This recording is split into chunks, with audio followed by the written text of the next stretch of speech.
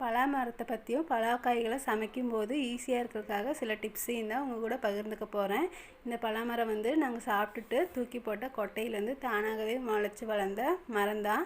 பலாமரத்துக்கு அதிகமாக தண்ணி எதுவும் தேவைப்படாது. அதுவும் காய்கள் காய்க்கிற சமயத்தில் சுத்தமாகவே தண்ணி விடக்கூடாது. தண்ணி விட்டோம்னா பலாப்பழம் இனிப்பாகவே இருக்காது.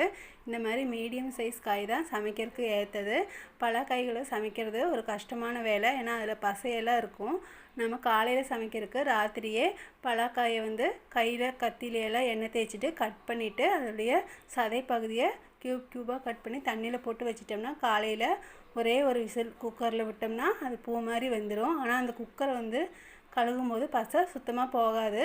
அதுக்காக கொஞ்சம் சகரிலையோ பேப்பர்லேயோ எண்ணெயை தேய்ச்சிட்டு அந்த பசை மேலே நல்லா தேய்ச்சி விட்டுட்டு அதுக்கப்புறமா சோப்பு தேய்ச்சி கழுகுனோம்னா போயிடும். கத்தியை அடுப்பில் தீயில் காமிச்சிட்டு பேப்பர் வச்சு தொடச்சோம்னா க்ளீனாக போயிடும். இடி சக்கை, அதாவது கேரளா ஸ்பெஷல் சக்கை பொடித்தூவல். தமிழ்நாட்டில் பலாக்காய் பொரியல் சொல்லுவாங்க. அது எப்படி செய்கிறதுங்கிறத ப்ளே பட்டன் கீழே இருக்குது, டச் பண்ணி போய் பாருங்கள். பிடிச்சிருந்தா லைக் பண்ணுங்கள்.